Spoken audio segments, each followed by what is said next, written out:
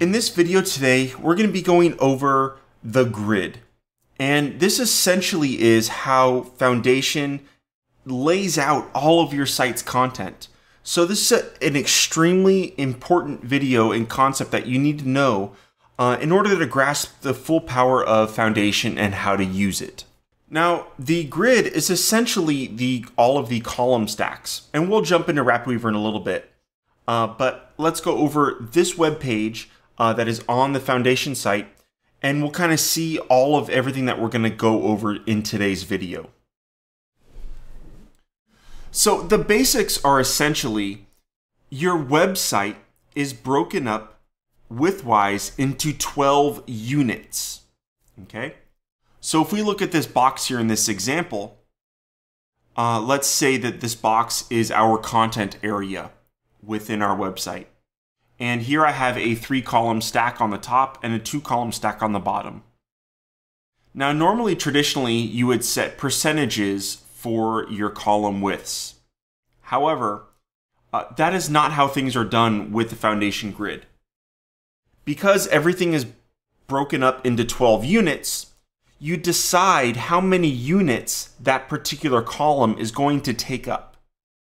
So if you notice here, I currently have a desktop-sized browser, and we have this first thing is going to take up 6 units. So as you see here, it's taking up 6. This second one is going to take up 3 units, and this last column is going to take up 3 units. Conversely, on the bottom, we have desktop. It's going to take 8. On the second column, it's going to take up 4. Now, if you'll notice here, this first column has a mobile setting and a tablet setting, but no desktop setting. Now, because Foundation is mobile first, and check out the mobile first video that we're going to be doing for more info on that. But essentially, what this means is that the defaults for Foundation are set on the mobile side, and you change them as you go up. So if we don't have a desktop setting, the tablet setting is used for the desktop browser. So if we were to resize this browser down, okay, as we see, let's resize it down. Going to keep going, going to keep going. Okay, as you see, we hit our first breakpoint, which was, I believe, probably the mobile size. Okay, and we notice here that on this first setting here, on this first column of my 3-column stack, the first column was set to mobile 12. So what that means is that when we hit the mobile width like we just did right now, the first column is actually going to take up all 12 units, which means the subsequent columns are going to go below it. Okay? So what that means is if you ever total up the units for a particular column and it's greater than 12, it will break. Okay? So column 1 takes up 12, and if we notice here, column 2 and column 3 take up 6 each. Okay? Now, if we were to make that 12 each, all 3 columns would be full width. Okay? And if you notice on the 2 column here, it's now changed. So on mobile, it's 6 and 6. Okay? So go ahead and read through this a little bit. If you want to take the time to really learn it, it is a little bit of math. Basically, everything adds up to 12. I think that's pretty simple. Now, the next concept we're going to review is the idea of offsets.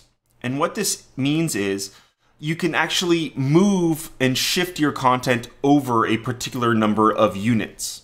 So here I have 4 different content boxes. This first one is set to be a width of 12 or 10 units, right? And then I've shifted it, or I've offset that content by 2 units. So essentially, if I hadn't set any offsets at all, it would it would start here on the far left, and it would go all the way up to 10. Okay, but since I've offset it by 2, it then shifts that content over by 2 units.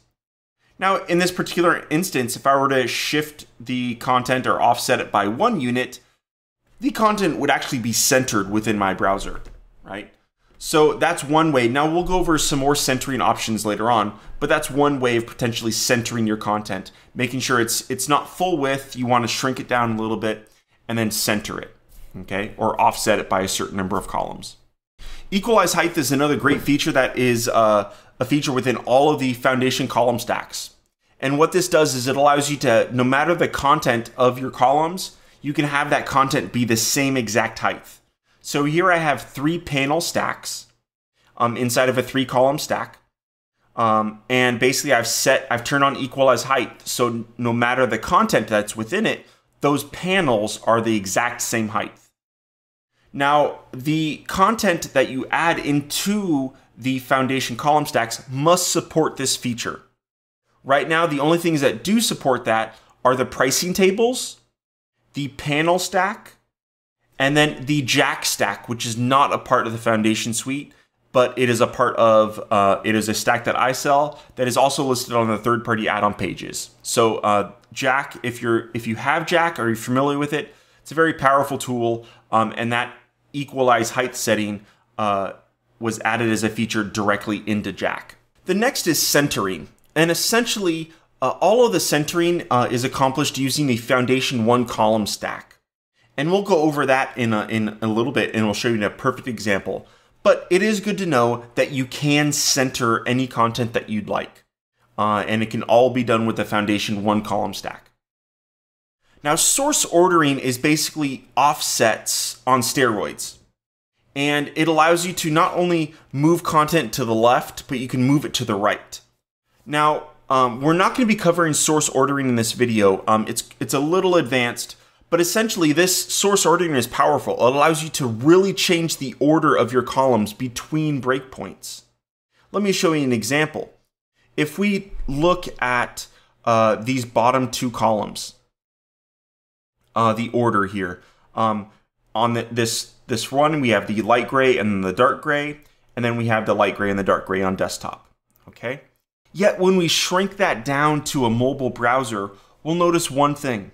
On this first set of 2 column stacks, the second column is below the first column, and that's normally what you would like. However, there are times where you might want the column 2 to be above column 1, and that is completely possible using source ordering with Foundation. This is where a lot of the power comes in terms of allowing you to define exactly where your content is going to be for a particular device. Because in the second set, we have column 2 is above column 1. And lastly, we're going to go over some edge to edge and show you how to get that content outside of your defined site max width and take your content to the full width of the browser window. So here I've set up a really simple example for us to play around with and play with the foundation columns. Now, luckily, all of the column stacks are identical in terms of the settings. It's just the number of columns that you're tweaking the number with. So we're going to use a 3 column stack in this example. Now we're going to just cycle through all of the options here. There aren't too many.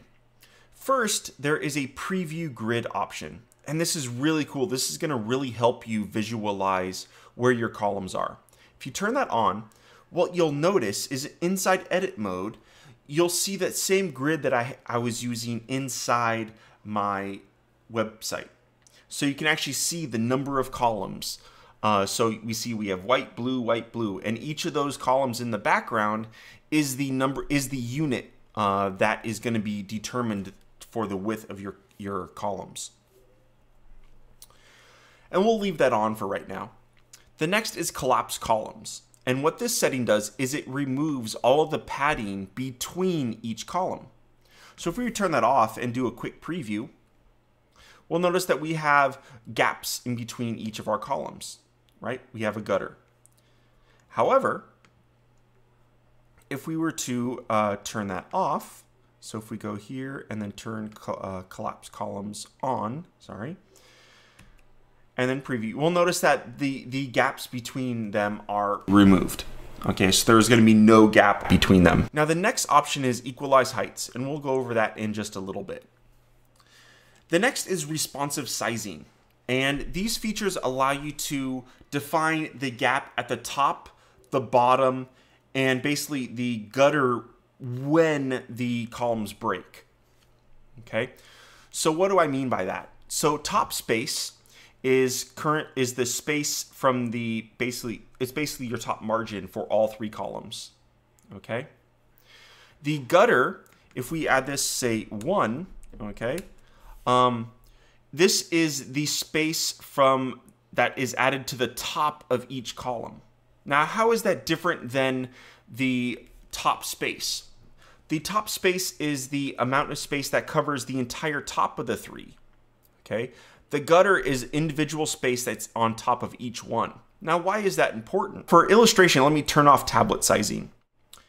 And you'll notice that if I were to set the gutter to 0, okay, the columns get closer to each other, okay? Now for being dramatic, I'm going to set this to 5, okay? And what we'll notice is the gap at the top of each column is now 5, okay? Now this unit here is called rems, okay? And this is a relative m, which is essentially sort of like an m, but it's relative to the root element. On most browsers, that means 16. So 3 times 16 is going to be 48, okay? And then 5 times 16 is whatever. That's what that space is going to be. So you can kind of do a guesstimate on what that is. And the reason these are important is because it'll actually expand and contract on devices. So it's a really great unit for responsive design. But getting back to this, the top space is here, right? From the label to this background grid.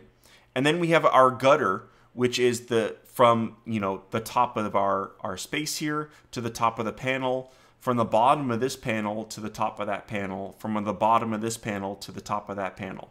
So the gutter is important if you want to have spacing between your columns when they break, okay? And then I'm going to turn back on tablet sizing. And then the bottom space is simply the space at the bottom of all 3 columns. So if we set that to 3, we'll have a nice space between, let's say we wanted another 3-column stack below here. So that's how we define spacing for all of our columns. Now let's jump into the meat here, and that's sizing. Now if we notice earlier, I turned off tablet sizing. And that's kind of cool because right now we turn off tablet sizing and we notice that what is defined on the mobile level is now inherited all the way up to the desktop level. And I can change that. As you see here, we have mobile sizing set up. I have column 1, column 2, and column 3. And I can just simply adjust these to be whatever I want. So I have 6, and then if I were to change this to, now watch, once I get down to 6, bam, right? I now have 6 and 6. Since the total of those is less than 12, both of those 2 columns will show up on the same row. As soon as the addition or the math is greater than 12, it breaks and it will go onto a new row of its own. So that shows you an example of how these columns work. And what's great is you can see this all live happening directly inside edit mode. You don't need to preview anything. As you resize your columns, you will see things resize. I'm going to turn off this preview grid. As I resize this one, let's say I want 12, and I want 12, and I want 12. And you go, that's what I want to be in mobile. I want it to be like that. Then you can move on to tablet sizing. Now in tablet sizing, for a 3-column stack, chances are tablet sizing, a 4, 4, and 4 would work well because that will allow everything to still remain inside one row, yet still it's wide enough to kind of show your content. But if your content isn't, maybe you want to do 7 and 7 and 4. I don't know, right? I'm just kind of guessing here. I just want to throw out something different because then when we go to desktop, you can then change even further. And then, so you can have 3 different sizing units here. You can have mobile sizing, tablet sizing, and desktop sizing. And it inherits up. So if you turn off desktop, the tablet sizing is going to be used on the desktop. What's with this alignment? Okay, so for each column, you can set an offset or source order. And we kind of went over those earlier, where you can actually move and shift your columns around. Okay, So I'm going to turn off tablet sizing again so we can kind of see this in action. So I'm going to reduce column 1 down to 6 columns or 6 units. And then I'm going to define an offset, and then I'm going to offset that by 3. Okay. As you see right now, I have a column that is 6 units wide. If we wanted to turn on preview grid, we'll notice that is 1, 2, 3, 4, 5, 6 columns wide, and it is offset by 3 units because I've shifted it over to the right by 3. And you can do this with everything, right? So I can then go ahead and change my column 2 and offset that if I'd like, right? The same thing. And not only are the sizing inherited, but so is the alignment. So if I turn on tablet sizing here, if you'll notice here, my alignment is set to inherit. Now, if I want, I can change that and do offset 0 and then kind of reset everything, right? So let's say I want to have it offset on mobile, but not offset on tablet. You simply set on the tablet to offset, and you set that to 0. And you now, as we notice here, my column 2 now moves over to the same row as column 1 because we no longer have an offset that's going to cause it to break. That is the crux and the power of foundation columns. You can have sizing, alignment, it all inherits from mobile up to desktop. And you can override those settings or inherit them from, again, mobile all the way up to desktop. It's very powerful. Okay, so if you want to use the equalize heights option, it is really easy to set up. Essentially, inside your column stack, your foundation column stack, you have to check the equalize heights setting. Now, there's a little bit more that you need to do. You actually need to go to each content column. So in this instance, we have a panel stack, and you have to check the equalize heights setting there as well. So you need to go to each one and check that. This is the reason why specific content stacks need to support the equalize height options, because there needs to be a setting. So again, right now that exists the panel stack, the pricing table stack, the jack stack, which is not inside foundation, and hopefully in the future we'll have even more stacks that support this great equalize height option. But that's all you need to do. Once you set the equalize height option in each of your panel stacks as well as your column stack, you should be golden. It's really a piece of cake. Now let's jump into the power of the one column stack. And a lot of people think of why would I need a one column stack? Well, let's show you how it differs from the normal other column stacks.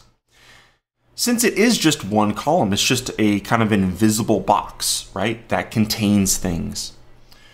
So we still have the same thing. We still have preview grid and collapse columns. The defining sizing is a little bit different. You have checkbox to define desktop and tablet sizing, and you have your mobile, tablet, and desktop sizing here at the bottom. Now you'll also notice that there is a max width option, and this allows you to define a max width of the content that you're going to add to it. Now I added this to help people transition. However, I plead that you actually try not to use max width, and please learn how to use the grid, because in a majority of the cases, you actually don't need a max width option. In maybe 5% of the cases, I can actually see that being useful. However, by utilizing the grid system, chances are you can get exactly what you want without setting this max width option. Okay, so just like any others, you can set mobile defaults. So you can say, I want mobile to be 7 units, tablet to be 6 units, and desktop to be 3 units if you want, whatever, right?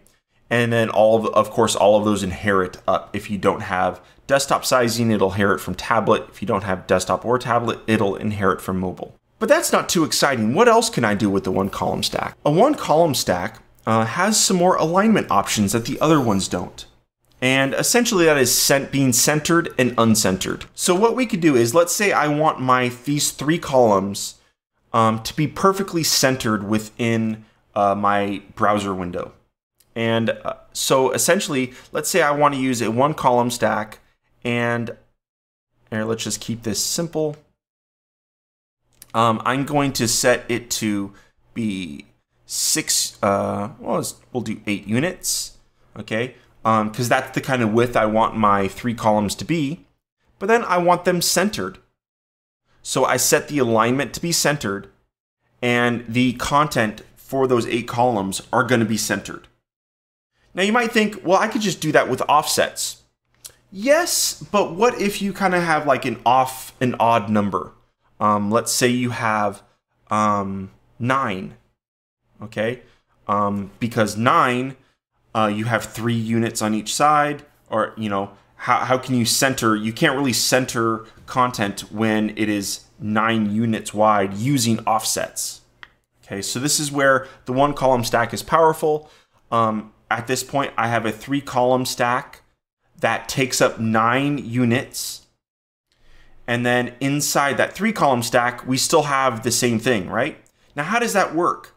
My 1 column stack is broken up into 12 units. And as we see here, I'll preview that. But then my 3 column, is that broken up into 12 units as well? Yes.